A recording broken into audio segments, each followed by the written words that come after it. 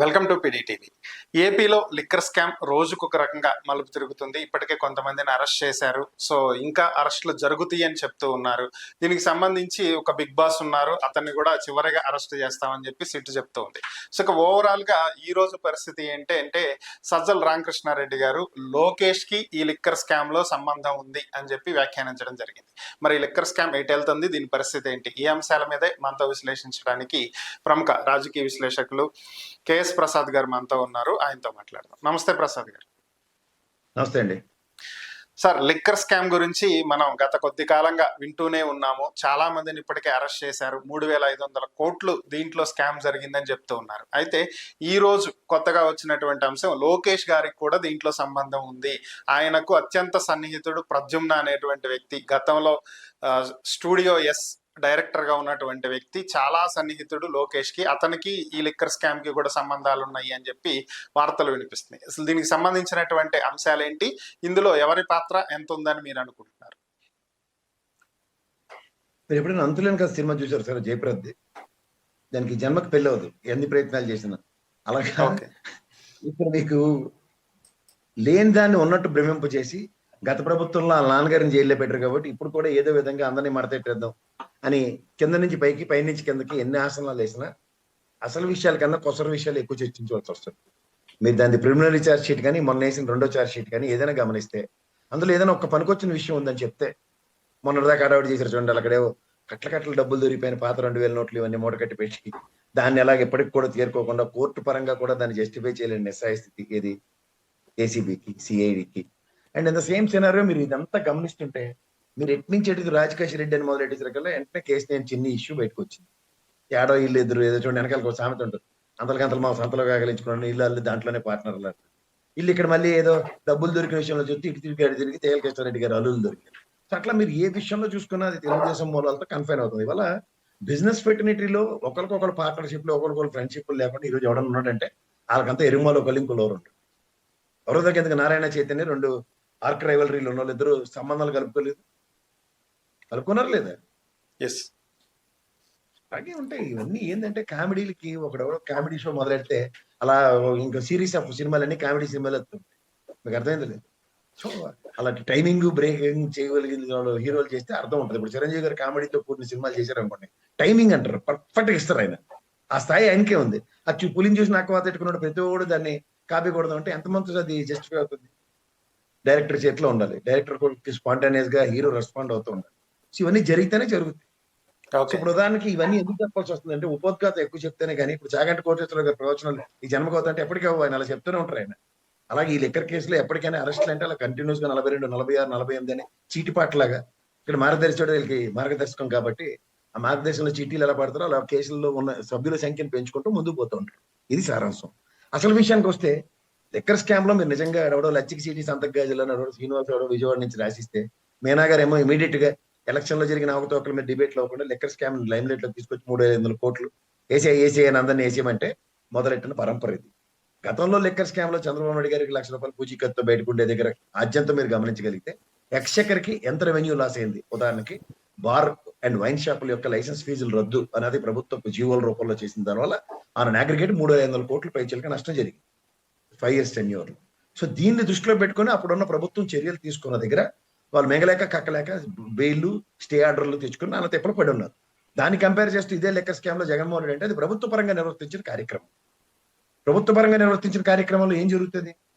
Spirit అమ్మింది ప్రభుత్వం, spirit కొని వాళ్ళ దగ్గర నుంచి వాళ్ళు ఇచ్చిన ప్రైస్ మళ్ళీ ఫిక్స్ చేసింది ఎక్స్చెక్కర్ నుంచి వాళ్ళకి పే చేసి తీసుకొచ్చింది ప్రభుత్వం. మళ్ళీ వైన్ షాపులు వేలం పాటలా కాకుండా వైన్ షాపులు కూడా నిర్వర్తించింది అబ్కారీ వ్యవస్థ ప్రభుత్వం. సో దీంట్లో కొన్నడే ₹200 కొన్ని, 250 అమ్మినా, ₹300 అమ్మినా, ₹300 ఎక్స్చెక్కర్కి రావాల్సింది క్రిస్టల్ క్లియర్ గా ఉంది. ఏమనంటే వీళ్ళు డిజిటల్ మనీ, క్యాష్ ట్రాన్సాక్షన్స్ తీసుకున్నారు అని అపోహలతో అభియోగాలు మోపారు. ఇప్పుడు మనకి ఎక్కడ దేశంలో క్యాష్ ట్రాన్సాక్షన్స్ రద్దు చేసామని ఎక్కడ చెప్పలే కదా. అలానే నియంత్రిద్దాం అన్న కాన్సెప్ట్ లో జగన్మోహన్ రెడ్డి లిక్కర్ అన్న పాలసీని ఎత్తుకున్న దగ్గర ఇప్పుడు ఏటీఎంలు తిరిగితే కానీ మీకు నాకు ₹1 డబ్బులు దొరకవు. అలాంటి దగ్గర లిక్కర్ షాప్ పరిసర ప్రాంతాల్లో ఏటీఎంలు లేకపోతే కొంతవరకు నియంత్రించినట్టే కదా. ముబ్బడి రేట్లు అంటారు, నిజమే. మన దగ్గర ఎప్పుడైనా కూర కేజీ మటన్ 950, 1,200 ఉన్నప్పుడు ఎంత కొంటాం సార్? 1/4 కేజీ కొని మెల్లిగా ఒక్కొక్కడు 2 ముక్కలు ఒక్కొక్క ముక్క వేసుకొని ఈరోజు మామ అనిపిస్తాం, లేదంటే బీరకాయలు కలిపి బీరకాయ మటన్ కర్రీ అంటాం, అవునంటారు కదా. Yes. అలాంటిది ప్రభుత్వానికి ప్రజలకి ప్రత్యామ్నాయాలు ఉన్న దగ్గర, ప్రభుత్వం నిర్వర్తిస్తున్న కార్యక్రమాలను నియంత్రిద్దాం ఉన్న దగ్గర ఎక్స్చెక్కర్కి మళ్ళీ ఎవడనంటే డబ్బులు ఇవ్వడం పడుకోవచ్చు. నిజం వచ్చి 1,105 కోట్లు వచ్చే డబ్బులు ఎందుకు వచ్చాయి? ఎక్స్చెక్కర్కి ఎక్సెస్ రేట్ వల్ల. Just like Raymond showroom and Chandra brothers. Chandra brothers లో పొలోమని వందలాది మంది ఉంటారు.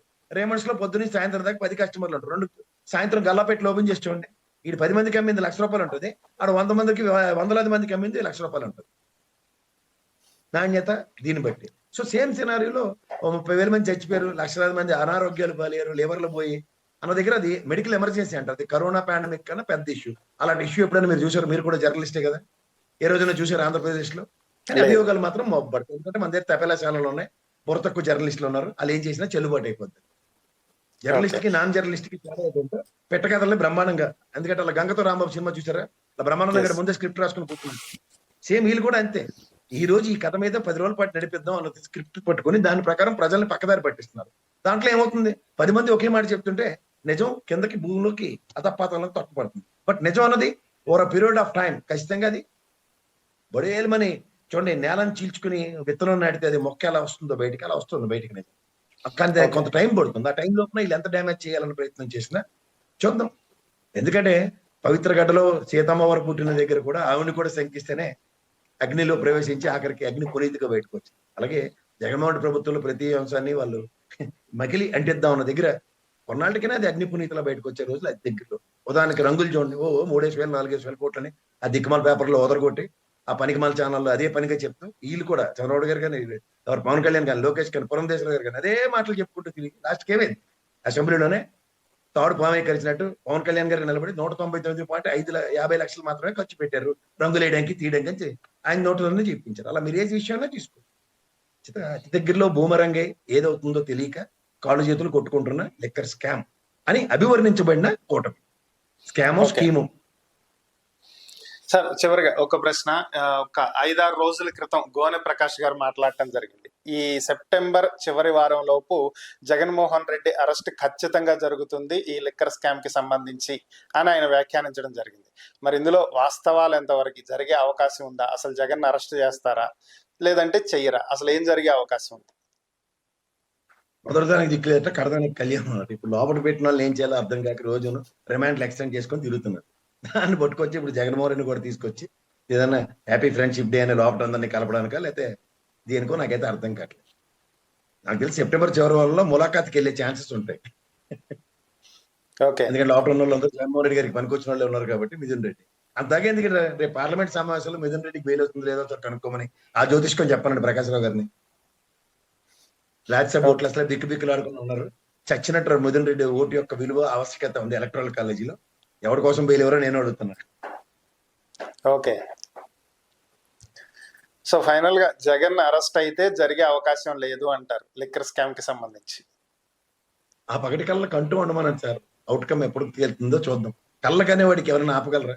అబ్దుల్ కలాం గారి కన్న కళ్ళలు వేరు, ఆయన కళ్ళలు కన్నమన్నారు. ఎలాంటి కళ్ళు అంటే పనికొచ్చినవి, నీ ఆశయానికి దగ్గరగా ఉంది. కానీ ఆ అభియోగాల ఆశయాలు ఎప్పటికైనా నెరవేరుతాయి అంటే అవి అడియాసలే అవుతాయి అంతకన్నా ఇంకే. ఓకే. థ్యాంక్ యూ ప్రసాద్ గారు. ఈ అంశాల మీద మీ విశ్లేషణ అందించినందుకు ధన్యవాదాలు.